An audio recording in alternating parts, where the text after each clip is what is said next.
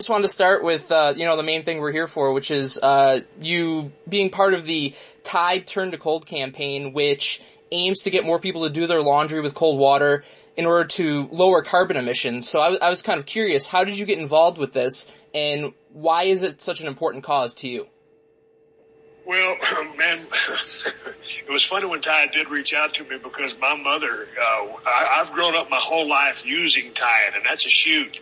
So when Tide called my agent and kind of pitched this creative idea about the people involved, Ice T, Mr. T, Vanilla Ice, myself, Stone Cold, it sounded like a really fun campaign, and I got a chance to work along with Ice T right there at the desk, and he was on my show, Straight Up Steve Austin, and we had already invited him to be a part of the show even before we did this commercial together. So that was a cool backstory thing. But man, just as far as the cold water campaign makes a lot of sense, man. As a guy, I don't know how you are, dude, but I have always washed all my stuff in cold water, so I didn't really need any convincing. It prolongs the life of your T-shirts. I'm a guy, I just throw all my stuff in the wash machine. When my wife does the laundry, maybe it's a different scenario, but I've always washed in cold. And, it's cuts back on your energy bill, helps the environment, and prolongs the life of your T-shirts. So it was an easy sell for me. Well, obviously it can be tough to get people to change their habits sometimes, but what would you say to people who are kind of on the fence about switching to cold water and need some convincing in order to kind of make that leap? Hey man, all I can say is this worked for me my entire life. And so, that's the bottom line because Stone Cold said so. At the end of the day, here's a campaign. Will people buy in? That's a decision that they have to make. But, I think we're presenting a pretty good case with, less energy being used, a little bit lighter on your wallet. There's a lot to consider. It's a pretty easy decision to make if you're me. Definitely. As a wrestling fan, like most wrestling fans, I've really been enjoying your Straight Up Steve Austin show. Watch every episode this past season. Thought it was great. And also love your Broken Skull sessions on WWE Network, including the one that just aired with Randy Orton, which I thought was really insightful. And I got the impression that you maybe didn't know Randy as well personally as maybe some of your other guests previously, but what were some of your big takeaways from sitting down with him and getting to talk shop on that show? Well, I barely knew Randy because I was about to leave when he came in. And, he referenced that at the beginning of the interview.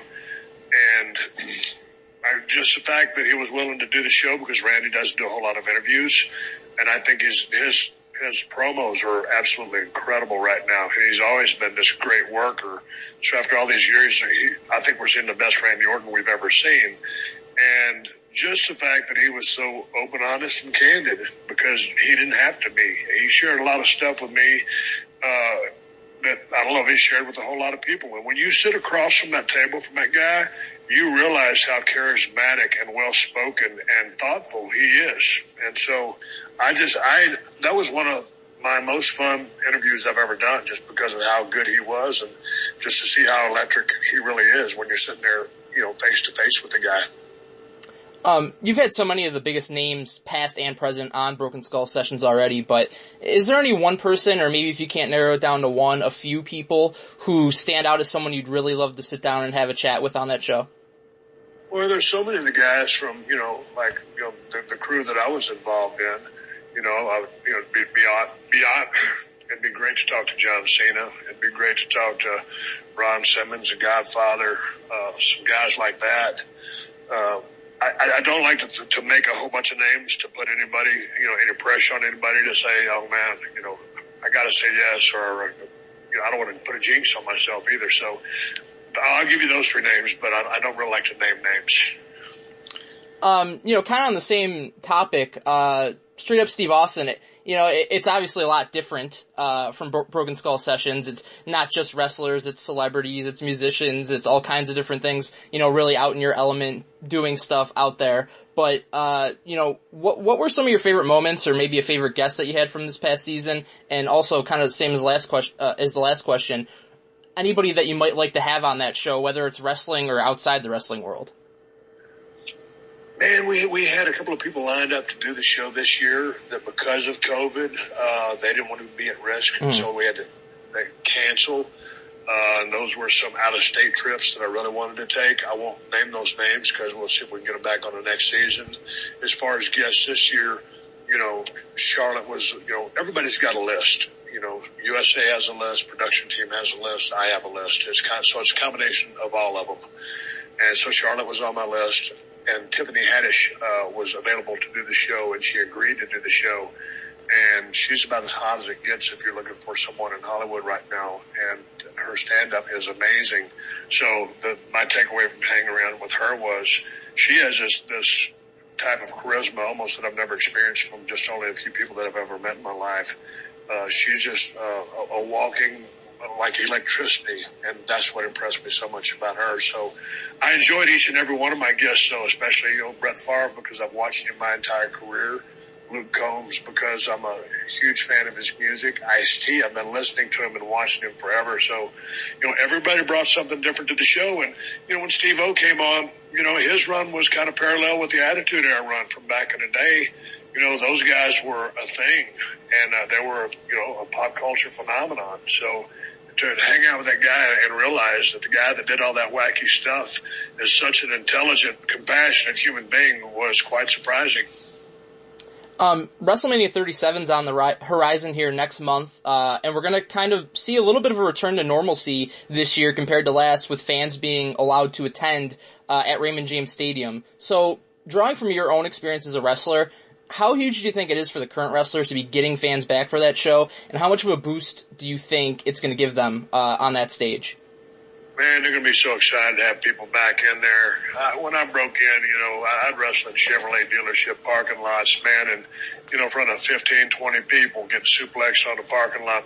And, so I've been in front of almost no fans, but that was by design because the card wasn't any good, so no one wanted to come see us. When you're in a business, when you're in WWE, you're looking for full stadiums.